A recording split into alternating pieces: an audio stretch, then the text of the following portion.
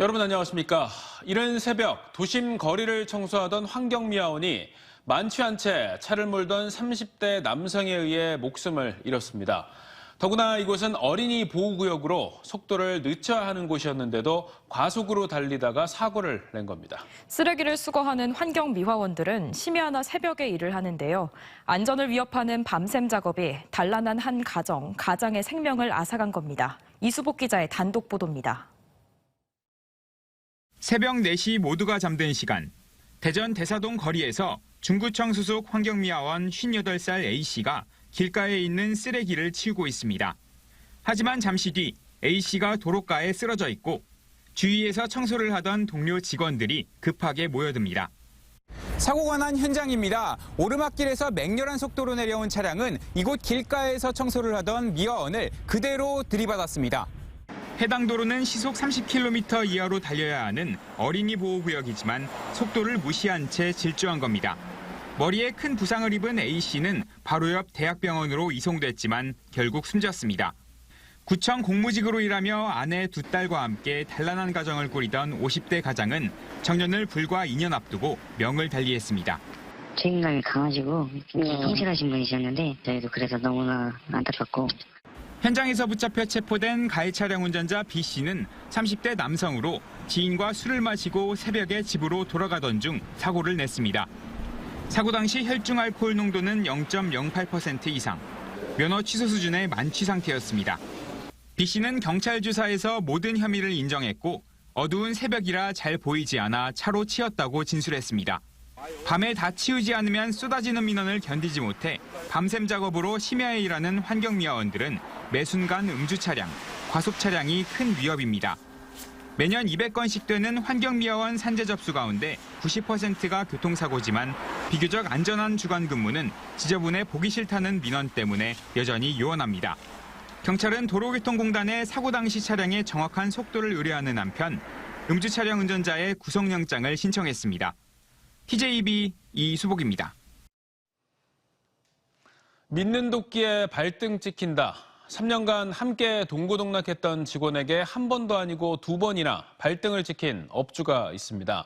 매일 10만 원씩 수개월간 돈을 훔쳐 횡령으로 고소를 했는데 그 와중에 또다시 돈을 훔쳐 달아난 겁니다. 이 직원은 평소 스포츠 도박을 즐겼다고 합니다. 양정진 기자입니다. 깜깜한 어둠 속 모자를 뒤집어 쓴 남성이 무언가를 찾더니 잘 보이지 않는 듯 불을 켭니다. 이내 금고를 열어 단 5초 만에 현금을 챙긴 뒤 불을 끄고 유유히 빠져나갑니다. 지난달 28일 새벽 3시 대전 중구의 한 고물상에서 40살 남성 A씨가 담을 넘어 침입한 뒤 금고 잠금 장치를 풀고 현금을 훔쳐 달아난 겁니다.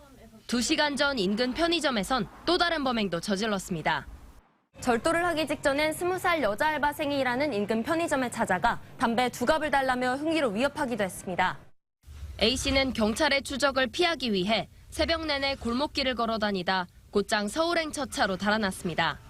서울에서는 인근에 있는 PC방에서 스포츠 토토 도박을 하였었고 PC방 문을 나서려던 피의자를 거기서 긴급 체포를 하게 된 것입니다.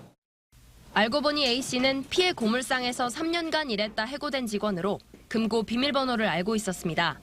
일할 당시 수개월에 걸쳐 매일 10만 원씩 몰래 빼내 1,000만 원 상당을 훔친 혐의로 지난 8월 고소당한 상태에서 또다시 범행을 저지른 겁니다. 공금 횡령으로 지금 고소 중인데 아직 그것도 다 마무리가 안 된 상태인데 안 된 상태에서 여기 와서 돈을 훔쳐갈 줄은 진짜 상상도 못한 일이에요. 업주는 A씨에게 숙식까지 제공하며 가족처럼 생각해 아침마다 키를 맡겼는데 어느 날 가게 CCTV를 보다가 돈을 훔치는 모습을 발견해 신고했습니다. 이전에 훔친 1,000만 원가량도 스포츠 토토 도박에 사용한 것으로 밝혀졌습니다. 경찰은 특수강도 미수와 야간 건조물 침입 절도 혐의로 A씨를 구속하고 고소된 횡령 사건을 포함해 여죄가 있는지 찾고 있습니다. TJB 양정진입니다. 대전시가 전국에서 처음으로 내년부터 실내 마스크 착용 의무를 해제하겠다고 선언하고 관련 공문을 방역당국에 보내 실내 마스크 착용 여부가 공론화될 전망입니다. 시는 식당과 카페 등에서 이미 많은 사람들이 마스크를 착용하지 않아 실효성이 떨어지고 아동들의 언어와 사회성 발달에 부정적인 점, 해외 사례 등을 들어 마스크 해제 필요성을 밝혔습니다. 이장우 대전시장은 다만 병원 등 취약시설은 예외로 하겠다고 밝혔으며 오는 15일까지 방역당국의 실내 마스크 착용 해제 결정이 없을 경우 내년 1월부터 행정명령을 통해 해제하겠다는 입장입니다. 정부의 마스크 의무 조치에 지자체가 이견을 공식화한 건 이번이 처음인데 방역당국이 겨울 재유행을 들어 부정적인 입장이어서 실내 마스크 해제를 둘러싸고 중앙정부와 대전시 간의 갈등이 예상됩니다. 경찰병원 분원 설립을 놓고 최종 후보지인 아산과 창원, 달성군이 경쟁하는 가운데 오늘 경찰청 평가위원들이 아산시를 찾아 현장 실사를 벌였습니다. 새해 가운데 마지막 방문지인 아산에서 박경기 아산시장 등 유치위원회는 경찰병원이 들어설 부지가 국유지여서 별도의 매입비가 들지 않고 상하수도 등 기반 시설까지 갖춰져 있는 장점을 부각시켰습니다. KTX 천안 아산역이 20분 거리에 있고 수도권 전철과 고속도로 등 전국에서 가장 접근성이 뛰어난 점과 경찰대, 경찰인재개발원 등 경찰 타운인 점도 강조했습니다. 경찰청은 최종 평가를 거쳐 이달 말 시민들도 이용하는 종합병원급의 경찰병원 분원 설립 지역을 발표할 예정입니다. 지난 몇 년간 도심 재개발과 재건축 열풍과 함께 도심 공사장 소음 민원도 폭발적으로 늘고 있습니다. 공사장과 주거지 등이 밀집한 경우가 많고 방음시설 효과가 떨어지는 데다 소음을 관리하는 지자체 단속마저 쉽지 않은 상황입니다. 김철진 기자의 보도입니다. 대전 서구의 한 숙박업소, 창문 바로 앞 공터에서 공사가 한창입니다. 지상 35층 규모 대형 주상복합 공사 현장인데 공사장 기계 소리가 방 안까지 울립니다. 인근 주민들은 고통을 호소합니다. 시끄러워요. 방 바꿔주세요. 편히 잘 수가 없어요. 그러니까 이런 게 계속 엄청나요. 그러니까 저희는 업주니까 또 시끄러워도 참잖아요. 근데 돈 내고 주무시는 분들은 불편하니까. 해당 공사장은 이미 구청의 소음 단속에 2차례 적발돼 과태료 처분을 받은 뒤 방음벽을 높이고 에어쿠션까지 추가했지만 주민들은 별다른 소용이 없다 말합니다. 공사 현장이 워낙 가까운 거리인데다 안전상의 이유로 방음벽의 높이를 무한정 높일 수도 없기 때문입니다. 공사장에서 쿵쿵쿵 계속 소리가 나니까 지금 저희 건물에 사는 사람들이 자꾸 다 이사 나간다고. 재개발, 재건축 열풍 속에 도심 내 공사 현장이 늘며 대전 서구에서만 공사장 소음 민원은 지난 2019년 641건에서 2021년 1171건으로 2배 가까이 뛰었습니다. 지자체도 공사장 소음 단속을 위해 현장을 나가지만 매년 1000여 건의 민원을 담당하는 직원은 1명뿐인데다 부과할 수 있는 과태료도 최대 200만 원에 불과합니다. 특히 단속을 나가더라도 진행 중인 공사 공정에 따라 당시 소음이 규제 기준에 못 미치는 경우도 많다 보니 공사장 소음을 관리하긴 쉽지 않습니다. 그 민원 건수가 거의 한 1000건 이상 발생하다 보니까 이제 혼자 이걸 다 하기에는 이제 빈도수가 높고. 전문가들은 단속을 하더라도 도심지 공사장의 경우 인근 주거, 상업지와 거리가 가까워 완전한 방음은 어렵다고 말합니다. 따라서 소음이 발생하는 공정을 특정 시간에만 제한하는 등 사전 예방 대책을 강화해야 할 필요성이 커지고 있습니다. TJB 김철진입니다. 당진시는 성문면 삼봉리 일대에 사업장 폐기물 수백 톤을 투기한 혐의로 무허가 업체 실질적 대표인 A씨를 적발하고 검찰에 송치하기로 했습니다. 당진시는 주민 신고를 받고 현장에 나가 폐비닐과 폐어망 등 사업장 폐기물 200톤가량이 창고 안팎에 쌓여 있는 것을 확인했다며 A씨에게 폐기물을 모두 적법 처리하도록 조치했다고 밝혔습니다. 어제 낮 1시 12분쯤 홍성군 갈산면 취생리 홍성 일반산업단지 신축 공사 현장에서 작업 중이던 48살 남성 A씨가 4m 높이에서 추락해 중상을 입고 병원으로 옮겨졌습니다. 경찰은 A씨가 건물 구조물 사이 구멍을 인식하지 못하고 발을 헛디디며 떨어졌다며 안전관리 의무가 누구에게 있는지 조사한 뒤 업무상 과실치상 혐의 등으로 입건할 예정이라고 말했습니다. 여야가 격렬하게 대립하면서 방위사업청 대전 이전을 비롯해 국회 세종의사당 건립 등 내년도 충청권 예산 확보에 비상이 걸렸습니다. 오늘이 내년도 예산안 법정 처리 시한이지만 여야 대치로 법정 기한을 지키지 못했는데요. 현안 차질이 우려되고 있습니다. 보도에 조형준 기자입니다. 내년에 1차로 정책부서 238명이 과천에서 대전으로 이전하는 방위사업청은 아직도 내년 예산 확보 여부를 알 수 없는 상황입니다. 국회 예산결산위원회가 90억 원이 깎였던 예산을 다시 증액해 210억 원으로 반영하기로 했는데 단서로 달았던 국회 국방위 동의 절차를 아직 진행하지 않았기 때문입니다.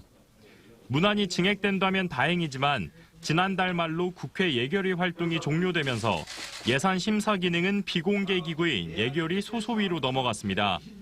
소소위는 내년 전체 정부 예산 639조 원을 다루는데 방사청 이전이 우선순위에서 한참 뒤로 밀릴 수 있어 결과를 예측하기 어렵습니다. 국회 세종의사당 토지 매입비 700억 원도 당초 정부 안에 없다가 국회에서 증액한 만큼 최종 처리 과정에서 여야 합의가 절실하지만 계속되는 대치에 진전이 없습니다. 여야가 합의하지 않으면 증액이 없는 상태인 정부안 그대로 본회의에 자동으로 올라갑니다. 만약에 여야 합의 통과가 안 되고 이것이 결과적으로 정부 안이 국회로 넘어갔을 때는 그동안 우리가 노력해서 확보해 놓은 그 예산들이 무용지물이 되기 때문에 또 대통령 세종집무실 설계비 역시 당초 1억 원에 그쳤다가 41억 원으로 대폭 늘어났는데 비슷한 상황입니다. 충남의 경우 육사 충남 이전 타당성 조사비 5억 원 국비 반영 여부가 불투명합니다. 국방부 등 군 지휘부가 육사 이전에 반대하고 있어 충남 이전의 실마리를 풀 국비 반영 여부가 무엇보다 중요하지만 매듭이 풀리지 않고 있습니다. 내년 예산안 처리를 위한 법정 처리 시한은 지키지 못했고 김진표 의장은 8일과 9일 본회의를 열겠다고 했지만 정쟁이 계속되면서 처리 여부는 미지수입니다. 결국 내년 예산도 부실 심사 우려 속에 충청 현안 역시 안개 속에서 여야 대치만 지켜보고 있습니다. TJB 조형준입니다. 이장우 대전시장이 오늘 유성구 방문을 끝으로 지난달 7일 동구를 시작으로 진행된 민선 8기 첫 자치구 방문을 모두 마무리했습니다. 이 시장은 유성은 아직 개발되지 않은 땅이 많아 발전 가능성이 크다며 제2대덕연구단지와 호국보훈파크 조성, 서남부 종합스포츠타운과 우주산업클러스터 등 민선 8기 핵심 과제를 위해 함께 힘을 모아나가자고 밝혔습니다. 이 시장은 동구에서는 대전 역세권 개발, 중구와 서구에서는 중촌 벤처밸리 조성과 평촌 산단 육성, 대덕구에서는 대덕구청사 매입을 통한 도시재생 혁신지구 개발 등을 약속했습니다. 시비가 붙은 행인에게 야구방망이와 손도끼를 휘두른 20대가 법원에서 집행유예를 선고받았습니다. 대전지법 신동준 판사는 지난 7월 대전 동구의 한 식당 앞에서 지나가던 42살 남성과 시비가 붙자 자신의 차량에서 야구방망이와 손도끼를 꺼내 휘두르며 협박한 26살 A씨에게 징역 1년에 집행유예 2년을 선고했습니다. 재판부는 피고인이 피해자에게 아직 용서받지 못했지만 반성하는 태도를 보이고 있다며 양형 이유를 설명했습니다. 밤사이 충남 지역 주택과 한복가게, 양계장 등에서 화재가 잇따랐습니다.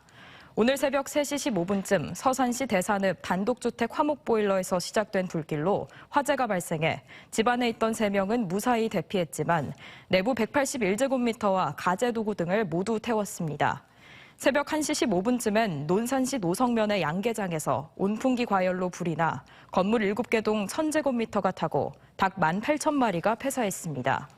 어제 저녁 7시쯤 서산 동문시장 입구 건물 1층에 있던 한복가게에서도 화재가 발생해 내부에 있던 4명이 긴급 대피했고 한복과 미싱기계 등 내부를 모두 태웠습니다.